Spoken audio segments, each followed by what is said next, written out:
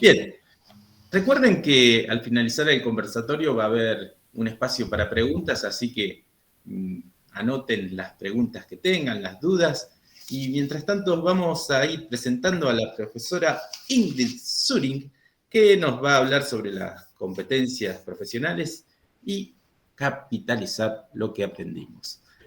Adelante, Ingrid. Bueno, muchas gracias. Gracias por la invitación a Virginia. Compartir nuevamente un momento con Olavarría me encanta, así que eso es algo muy positivo para mí. Yo ya soy profesora jubilada, así que esos institutos sigo en relación porque uno nunca pierde ese lazo, pero bueno, ya no estoy trabajando. Pero el 2020 me encontró en plena actividad, así que voy a tratar de compartir con ustedes hoy, en principio, un aspecto un poquito más teórico, que va a ser breve, y porque para no aburrirlos mucho, con respecto a las competencias docentes, y después compartir también con ustedes ese recorrido realizado durante el 2020, tratando de por ahí abordar otros aspectos, porque mucho es común todo esto que se ha dicho, tanto Virginia, Natalia como Gabriela, hemos hecho recorridos muy parecidos, y eso me parece que es interesante también para pensarlo y analizar. Voy a ver si logro compartir mi pantalla y voy a compartir. ¿Ustedes pueden verlo? Sí. Perfecto. Bueno, quería hacer un recorrido muy rápido sobre competencias docentes. Todo el material teórico, después al finalizar, yo les voy a compartir un link para que ustedes puedan acceder al material completo. Sobre competencias docentes. Me pareció muy interesante la propuesta que hacen Verónica Villarruel y Daniela Bruna, dos profesoras de la Universidad de Desarrollo, Facultad de Psicología, Centro de Investigación y Mejoramiento de Educación de Chile. Ellas realizan una investigación sobre esto, y cuando hacen todo el estado del arte, construyen un marco teórico sobre competencias docentes, y desde ese marco teórico elaboran ellas esta clasificación, de alguna manera, de competencias docentes, que me pareció muy interesante de compartir. La investigación, el informe de investigación completo, lo van a tener, así que eso me parece interesante como para pensar y pensarnos desde otro lugar. Las autoras hablan de competencias docentes básicas. Toman como definición de competencias la de Perenoud, que dice que la competencia corresponde a un saber hacer en contexto. Fíjense que esto es algo que ya han mencionado anteriormente, donde se movilizan recursos cognitivos, integrando conocimientos, habilidades y valores para enfrentarse a distintas situaciones del quehacer en el ámbito profesional. Ellas toman varios autores para llegar a esta clasificación: Galvis, Postarev, Zabalza, Gairín, Ortega, entre otros. Las competencias básicas para ellas corresponden al conjunto de habilidades y conocimientos y actitudes propias de la labor de un profesor, y conforman los requisitos y las condiciones mínimas necesarias para el ejercicio de la docencia. Obviamente, estas competencias docentes básicas por sí solas no dan cuenta de un desempeño profesional destacado o de excelencia. Son como las justamente básicas, que tienen que ver con estas competencias cognitivas, competencias sociales, competencias comunicativas, tecnológicas y personales. hoy han mencionado de alguna manera todas estas competencias, pero eso es simplemente las básicas. Ellas introducen las competencias docentes específicas y estas tienen que ver con precisamente las habilidades, ¿sí?, de planificación del curso, las habilidades didácticas y las habilidades de evaluación.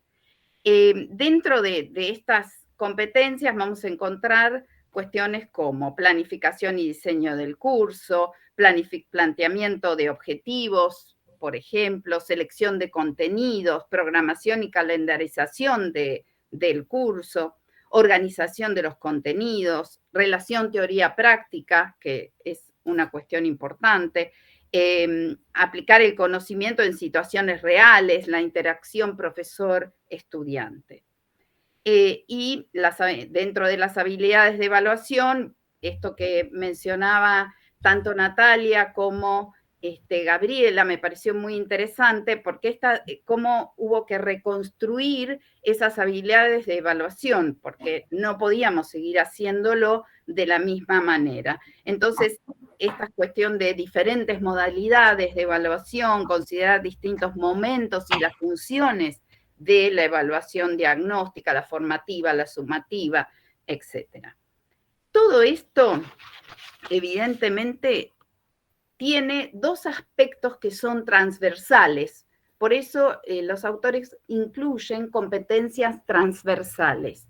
Y dentro de estas competencias hablan del manejo del ambiente en el aula, y esto tiene que ver con el liderazgo, con generar un ambiente seguro, con ser accesible a resolver dudas, promover la autonomía del alumno, y también un aspecto que me parece que es muy importante y que se puso de manifiesto hoy a través de las presentaciones anteriores, que es la reflexión pedagógica y la investigación-acción. Yo diría investigación. Los autores hablan de investigación-acción. La investigación-acción es un aspecto, una forma de investigar que por ahí es muy interesante para el docente, para poder reformular y reflexionar sobre sus propias prácticas. Claro. Esta propuesta realmente me pareció muy completa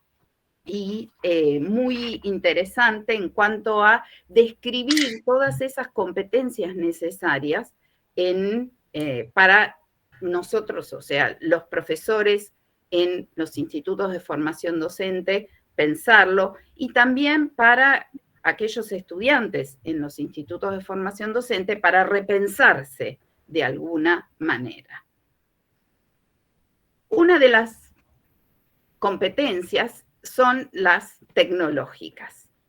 Bien, pero llegó el 2020 con el coronavirus y esto generó, y ha sido también una descripción del día de hoy, esta cuestión de la enseñanza y del aprendizaje remoto generó, yo por lo menos, esa imagen me representa. Yo me sentí así, en la cuerda floja, tratando de caminar con mis tacos finos y generando toda esta ansiedad de cómo íbamos a abordar esto que, si bien hacía muchos años que trabajaba e incluía la tecnología y el aprendizaje a través de ella y la enseñanza, esto era diferente, principalmente porque esto no era un curso virtual, sino justamente enseñanza y aprendizaje remoto. Remoto, cuando nos referimos a esto, hay una gran diferencia porque esto implica que no es la forma usual y el hecho de que esto cambie se debe a, puede ser algún proceso natural como un terremoto o demás, o en este caso una pandemia que nos obligó a quedarnos y a mantener o realizar una forma diferente en nuestro trabajo. Bien.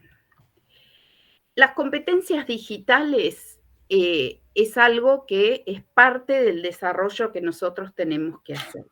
Hay un documento muy interesante que es desarrollado por el Mercado Común Europeo, es un framework que tiene ejemplos y está muy bien organizado a través de 6 áreas que son muy interesantes y cada área a su vez está desarrollada y mostrada en 6 niveles diferentes. Lo cual uno ayuda a la evaluación y saber o poder posicionarse dentro de donde estamos. Estas áreas son el compromiso profesional, los contenidos digitales, la enseñanza y aprendizaje, evaluación y retroalimentación, y el empoderamiento de los estudiantes y desarrollo de la competencia digital de los estudiantes, como parte también de lo que tiene que realizar el docente. Durante a lo mejor el 2020, lo que el docente se desarrolló sus competencias digitales, pero a la vez también tuvimos que darle las herramientas necesarias a nuestros estudiantes para que pudieran hacer eso que mostraba Natalia o lo que contaba Gabriela, que uno puede darle eso, las herramientas, pero después el estudiante es quien tiene que pasar de ser un consumidor a un productor, un prosumidor, un productor de materiales, por ejemplo, que es lo que veíamos ahí. Y eso a lo mejor dificultó bastante el trabajo de alguna manera de los docentes de práctica docente, que ya no se llama más así.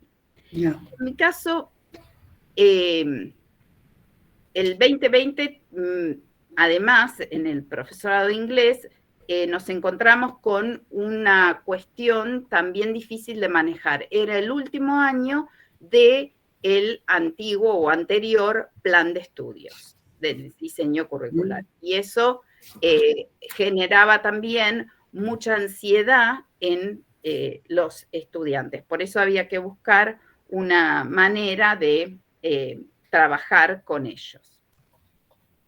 Aquí tienen un cuadro donde se ven estas 6 áreas que mencionaba y esto está en el documento que está completamente desarrollado. Este documento está en inglés, no lo encontré en español, pero bueno, seguramente saldrá próximamente. En nuestro país hay un documento con respecto a las competencias digitales del año 2017 y hay un documento también de España que de alguna manera refleja este documento.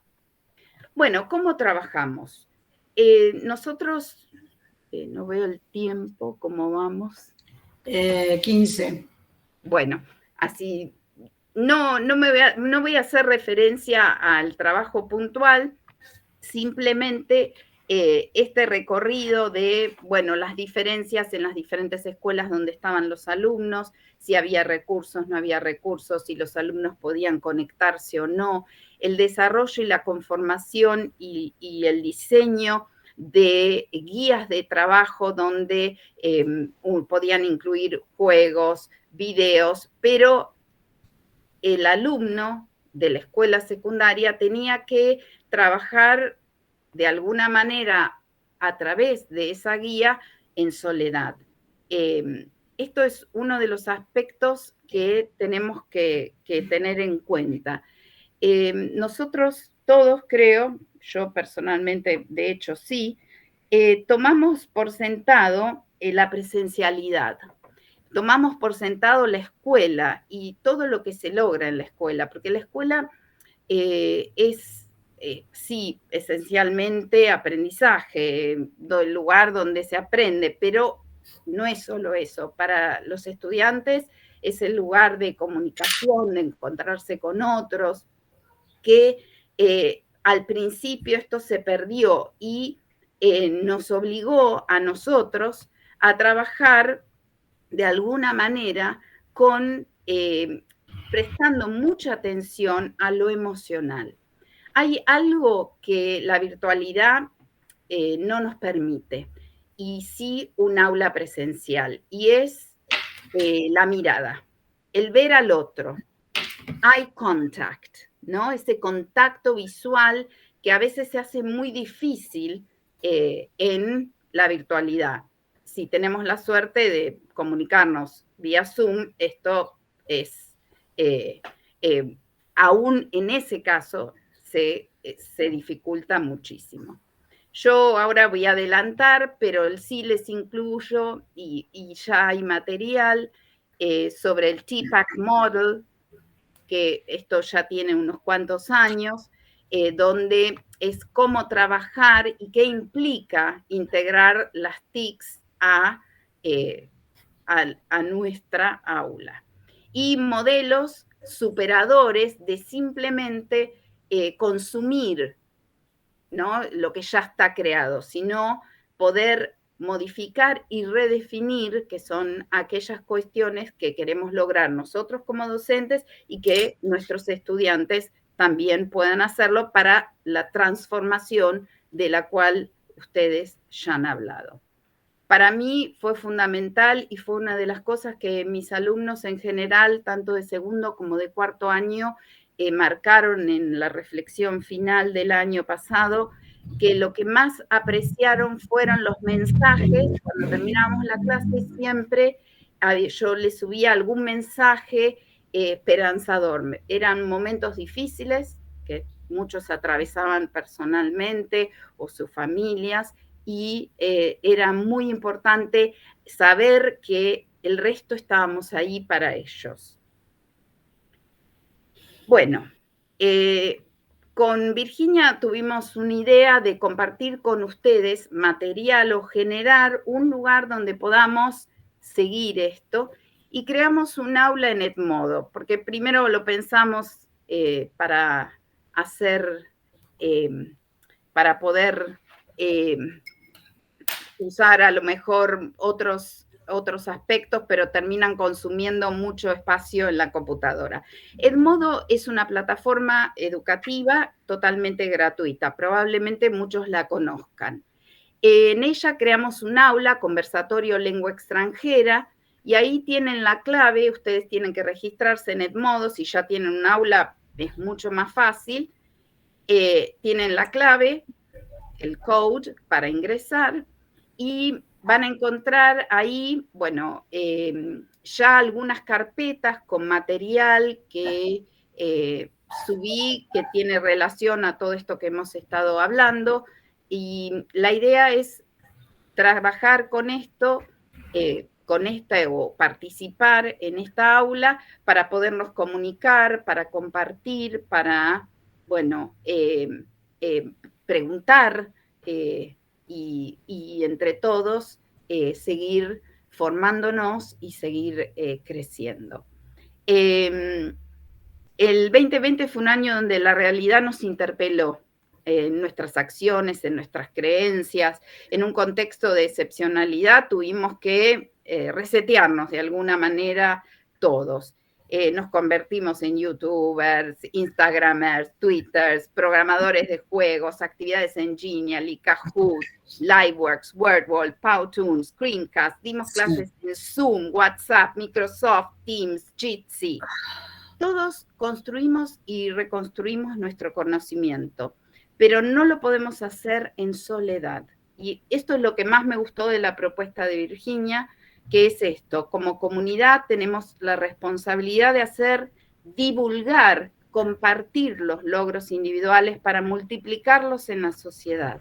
Si la enseñanza y el aprendizaje son, como creemos, procesos inacabados, debemos desarrollarnos constantemente como profesionales de la educación. Juntos tenemos que construir el nuevo mapa de esta nueva normalidad o realidad. Por eso debemos preguntarnos cada uno cómo capitalizar y profundizar lo aprendido. Lo que aprendimos. Muchísimo que me hayan escuchado. No. muy bien.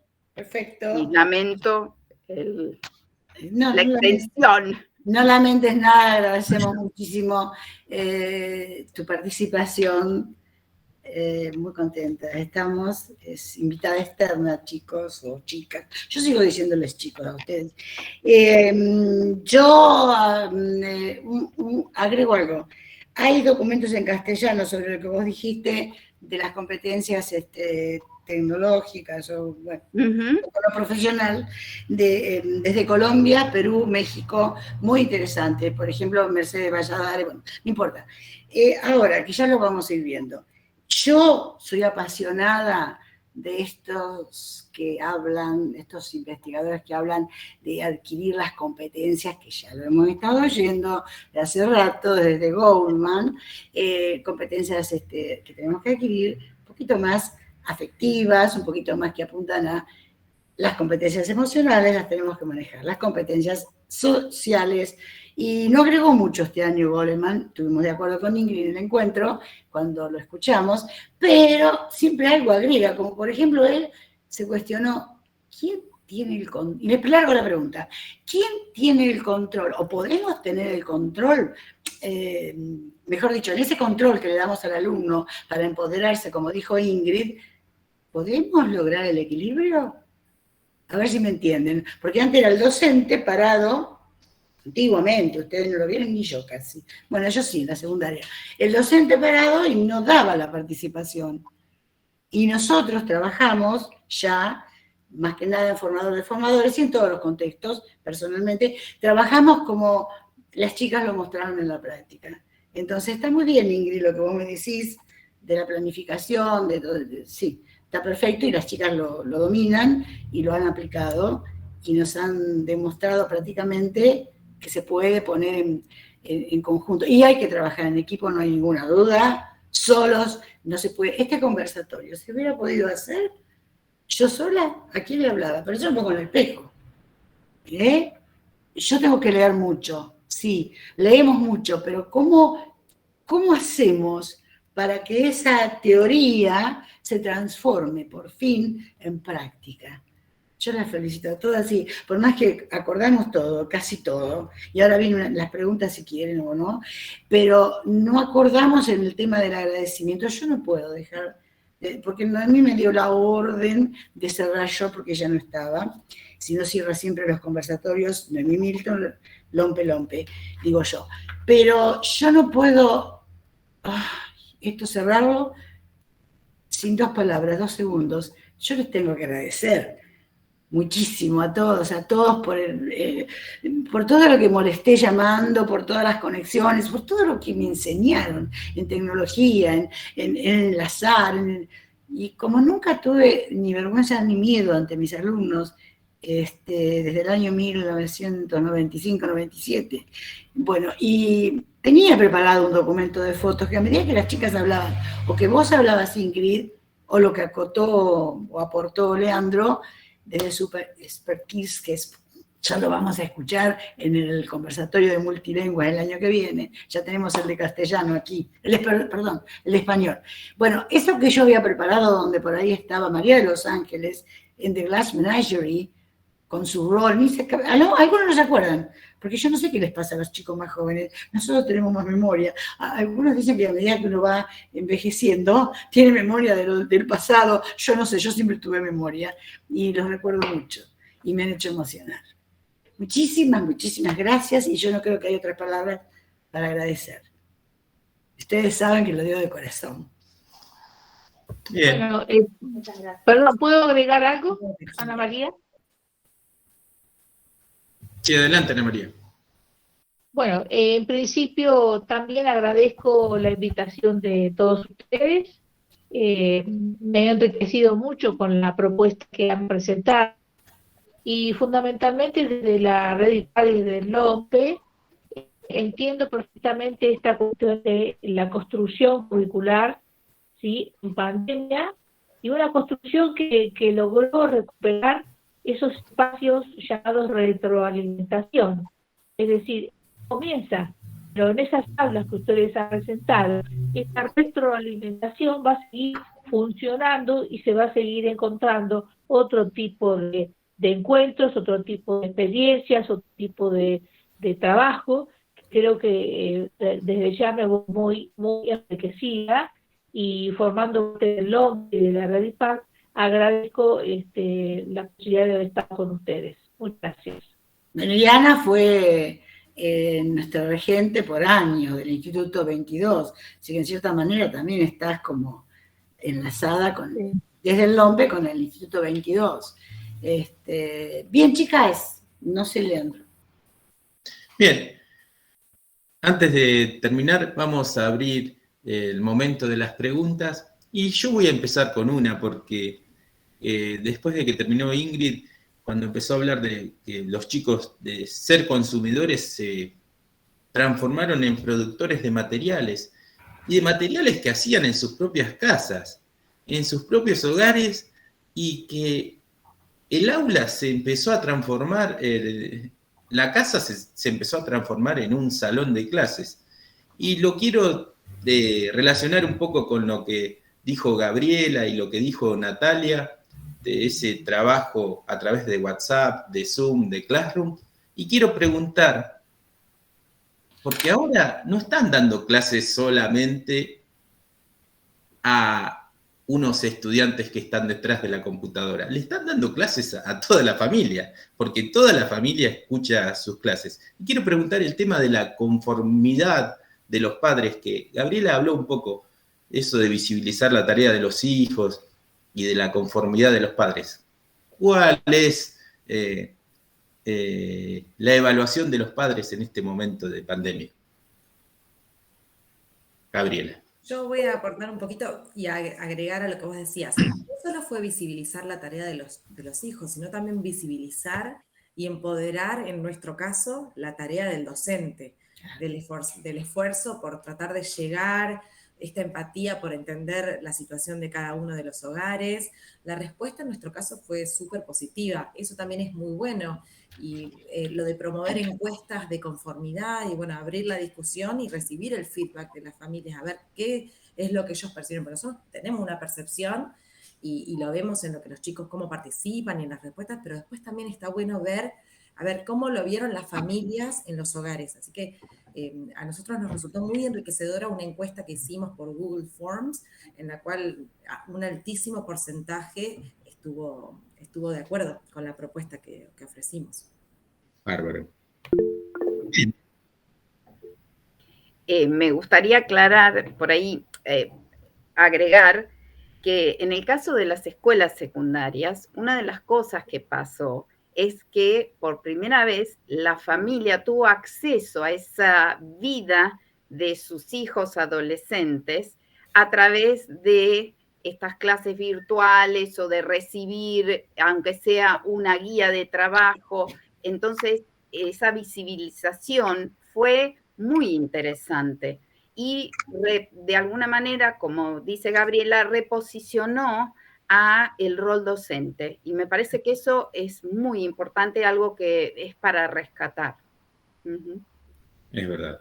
Claro, porque antes las evaluaciones, especialmente en nuestro campo de acción, enseñanza de lengua extranjera, inglés en este caso, no sé si a ustedes les habrá pasado en otros niveles, primarios especialmente, secundarios. Por eso yo digo que la virtualidad se puede hacer teniendo todas las herramientas y demás, pero tenemos unas cuantas desventajas, porque a veces estamos limitados por tiempos y formas desde el sistema, hablo yo. Tiempos y formas, que tiene que estar la nota, que tiene que estar la evaluación. Bueno, antes, a veces en primaria, hubo padres que preguntaban, pero no sé, no escriben, no hacen nada.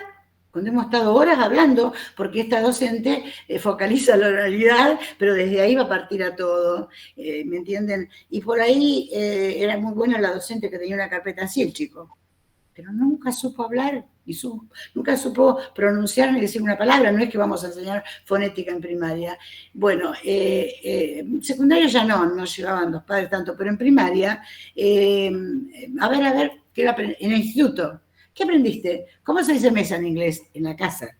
¿Cómo se dice mesa en inglés? Nunca va a contestar el chico. aunque en el aula se pudo expresar. Entonces ahora tuvieron la oportunidad de escuchar el contexto y cómo se dice mesa en inglés. A ver si me entienden este ejemplo de hace antiguamente que teníamos. Que yo decía, no le preguntes así, porque hay un choque intercultural, que el nene no, en ese momento, y fuera de contexto, ¿por qué va a sacar esa palabra? Dije mesa por decir cualquier palabra, porque table, como dicen algunos, o table, o como dice la profesora, perfecto, y él lo repite, porque el chico, de cuanto más chiquito, mejor pronuncia, pero tampoco le enseñamos en jardín. Bueno, va. ¿Vieron cuánto tenemos para debatir si nos seguimos encontrando? Ya sé que está la variable de tiempo que lo limita, por eso, ¿cómo no les voy a agradecer?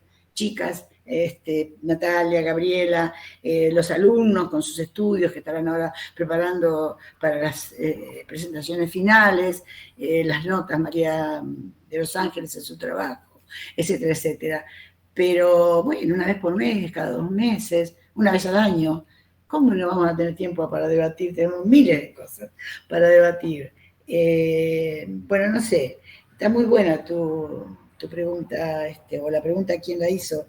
Bueno, la verdad que fue un conversatorio muy enriquecedor. Además, se tocaron muchos temas, la motivación, el tema de superar y de reinventar propuestas, y bueno, y el tema de lo emocional que Ingrid habló a lo último, que en lengua extranjera, en inglés, lo emocional es importante. Es importante. Importantísimo.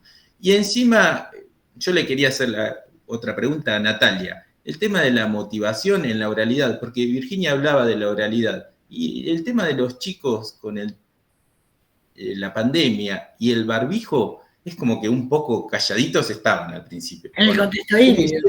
Para motivarlos, esa motivación, para hacerlos hablar, Natalia. Claro, cuando volvemos a la presencialidad, porque en lo híbrido, viste que en lo híbrido teníamos virtualidad, ¡ay, qué lindo! Yo por eso amo esto, no precisamos barbijo, nos mostramos y nos maquillamos y nos hablamos. Pero claro, al volver a la presencialidad, y tan tardíamente, muy buena pregunta, contestala, Natalia.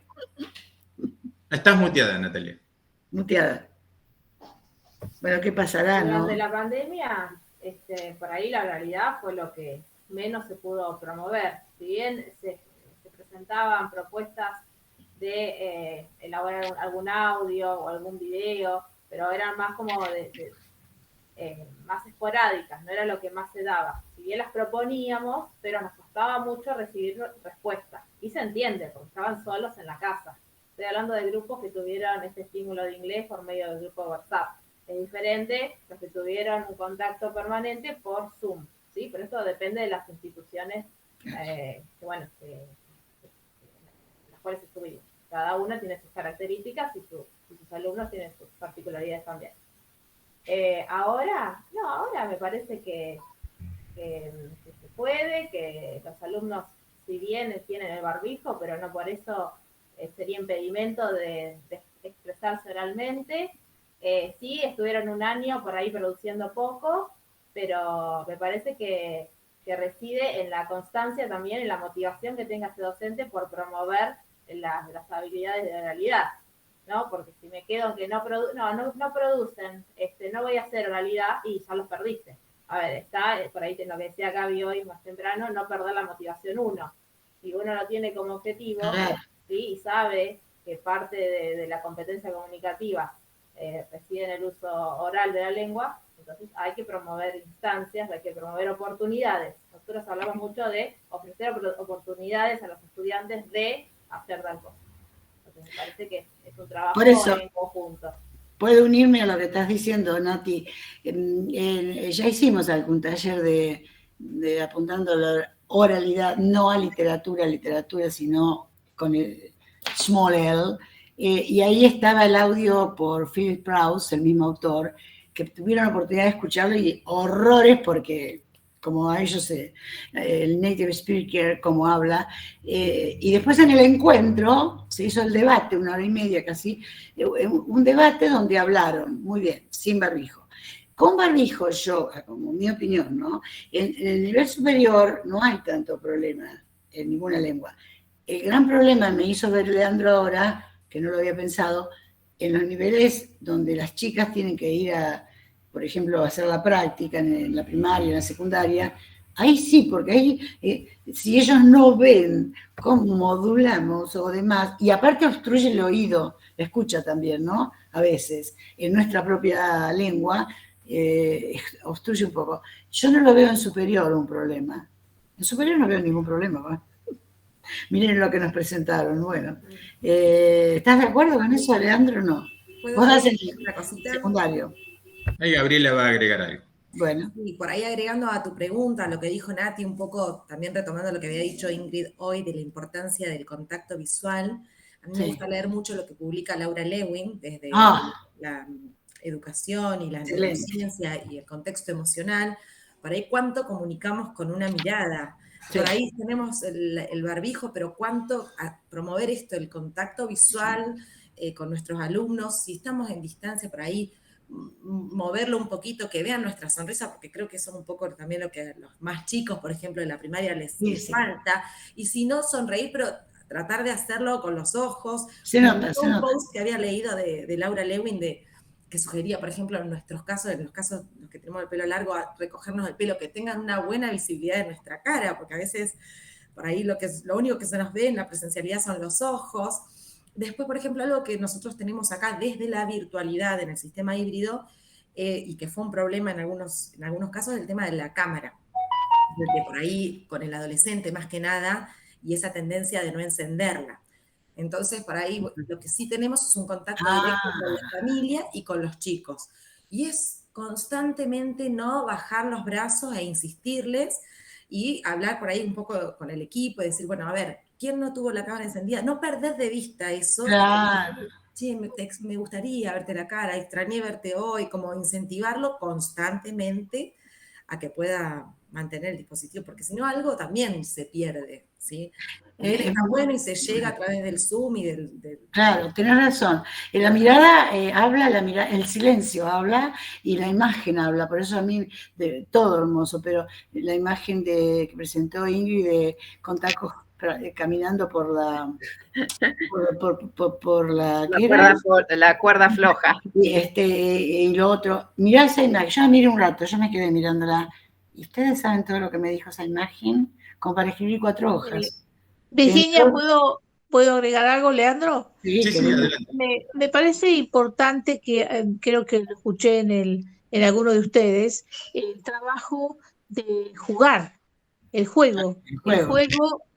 El juego creo que es una especie de estrategia fundamental en cualquiera de los niveles y en cualquiera de los aspectos que tomemos. Y en esos juegos, ya sea creados por los mismos niños o hay muchos juegos, permite ese desplazamiento del alumno desde su lugar y permite otro tipo de encuentro vocabular que le va a lograr esa motivación a que ustedes hacen referencia. No sé si están de acuerdo. Sí, en el trabajo de Natalia presentó juegos también. Claro, exactamente. Por eso lo quería reforzar, porque me parece que el juego es esencial. En el Instituto 22 se ha hecho, que las chicas han estado presentes con Celeste Grimaud especialmente, talleres, que es una especialista en esto del juego, y uno de nuestros alumnos del instituto,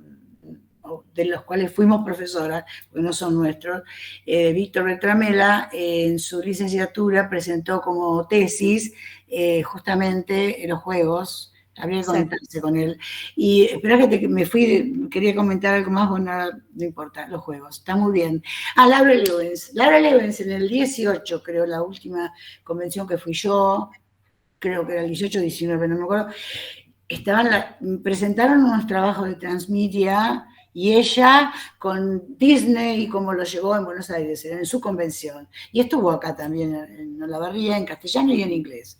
Excelente desde ahí, pero con toda su teoría y background en la cabeza. Bueno, gracias por el aporte de las dos, tu aporte, Ana, también.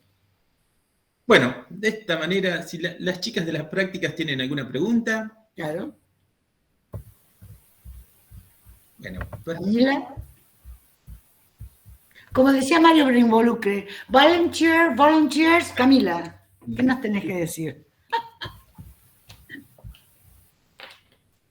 Pregunta, ¿no? Camila no. La otra chica, ¿quién era? No veo sin lente. Sí, tenemos. Mila, Gabriela. Y yo estoy viendo a Gabriela Díaz ahí, ¿no? Ah, welcome, my Bien. dear. Aunque sea, si Bueno, no tienen voy a preguntas, aprovechar primero para saludar. Estoy viendo a Virginia, y te amo, una profe espectacular, Ana, los mejores recuerdos, y a 2 licenciadas de lujo que acaban de exponer, 2 compañeras del profesorado, que también, bueno, en el caso de Natalia ha sido mi profesora, aparte de haber sido mi compañera. Es un placer haberlas escuchado y aportar también como alumna practicante del espacio 2020 el año pasado, que no hubiésemos podido hacer nada si no hubiésemos tenido un acompañamiento como el que tuvimos de tu parte, Natalia.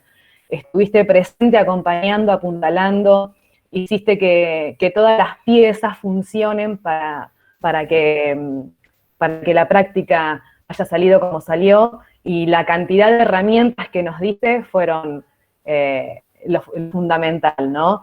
Se trabajó mucho en equipo, hubo un acompañamiento tuyo y también el grupo en general, ¿no? Todos los compañeros de la práctica estuvimos para acompañarnos, así que también marcar eso, que es posible gracias a nosotros que fuimos quienes tuvimos que hacer la práctica, pero también porque tuvimos un acompañamiento de lujo. Así que agradecer esto y felicitarlas, porque es un placer verlas como las vi hoy. No te había visto porque estás sobre blanco. María de Los Ángeles, ¿querés agregar algo o alguna pregunta? Ya están en el equipo, en el grupo, les digo que algunos resultados preliminares tenemos, y como ha aumentado el grupo de WhatsApp de este grupo futuro. María de Los Ángeles, no sé. Solamente agradecerle por la charla, me gustó mucho, y bueno, y espero que haya futuras charlas para más adelante. Sí, van a ver. Ojalá que sí, pero la gran pregunta. La gran pregunta, y ¿la hacer vos o la hago yo? A votar, a seleccionar las futuras o los futuros encuentros o algunos en inglés o en castellano, o en español, perdón, me corrigen a cada rato. Este lo hicimos en español por ser el primero, porque invitamos, también estaba invitada, bueno, otra gente que está en el LOMPE, que uno participa de sus conversatorios de biblioteca, de hemeroteca. He escuchado a Ana Díaz con mucho placer en su proyecto. Bueno, hoy está Ana Díaz. Los próximos, ¿en inglés? ¿Alguno en inglés? ¿Sobre algún tema? ¿O seguimos en castellano? Leandro aprende más inglés. Of course. Él fue un primer año de la que les cuento, primer año de la carrera de inglés. De ahí ya supe. Y ahí supe que el inglés era la mi competencia segundo idioma. tecnológica, un proyecto que se le mandé hace poco. Ahora fue profesor de psicopedagogía. Y yo le dije un día, Leandro, sos excelente, pero él no tenía el nivel necesario para entrar en la carrera de inglés. Y un día me dice, ¿sabes qué? Empecé la carrera de español. Te felicito. Y hoy día es licenciado en educación. Lengua y comunicación. Y yo me acuerdo de eso, y qué sé yo cuántos años hacen, pero me acuerdo. Y entonces lo cito porque mirando fotos me acordé de la presentación que hacían ustedes todos en la práctica. Ya los últimos alumnos no, porque yo no terminé con ustedes hasta cuarto, pero este grupo hizo, ahí conocí PowerPoint. Nosotros con el divino amado profesor Gustavo Tombesi en el espacio de la práctica, que se llamaba, y ahora es campo de la formación, de la práctica profesional, están ahí vos, Taiji, Gastón, Meceneo, no sé, y nosotros mirábamos, eran filminas en ese momento, ¿no? No era el retroproyector, en una ahí con el retroproyector, esa la sabía manejar, pero lo que vos hiciste con PowerPoint, estábamos ahí, vos estabas, el que lo conoció, se imaginan, hasta en la foto se nota con qué cara está. Yo entendí un poquito más, ¿Viste? Eso habrá sido en el 1997. Después se fue a la carrera de español, pero ahora lo recuperamos. Y no lo largo, no lo largamos. Te agradezco mucho con todo lo que has hecho. Bueno, entonces les agradezco a todos los presentes por este conversatorio y en especial a las profesionales que pudieron hacer, realmente fue un conversatorio. La verdad, estuvo muy interesante el tema, así que les agradezco a todos y nos veremos en el próximo conversatorio. No sé si va a ser en inglés o en castellano, pero... No sé, porque no han dicho nada. Ahí estaré. A votar. Leandro, te aviso que el conversatorio es un vocablo que viene desde el LOMPE, como narrativas, a veces rondas narrativas. Ingrid me puede apoyar tertulias, como nombró recién, o ayer, porque estuvimos reunidos esta tarde. ¿No? Bueno, pero no ensayando, ¿ven? No, les juro que salió, chicas, viste, en cuanto desde lo teórico, epistemológico, la breve introducción, que no quise robarles tiempo, pero como si hubiéramos dicho, vos vas a decir esto, o no, salió divino. Los felicito. También queremos agradecer a Lompe y a Ready Park y a Margarita que nos está grabando. Y a Margarita, ¿y por qué no pusiste Winds of Change? No, sí, lo puso, nada más que vos no lo ves. Porque... No lo escuchamos nosotros, va a estar en el video. Ahora en el video lo van a ver, sí. Así que se van a ver. Trabajo selfies, todo. Bueno, saludos, muchas gracias. Feliz fin de semana, que todo esté bien. Chao. Lindo todo, gracias. Muchas gracias.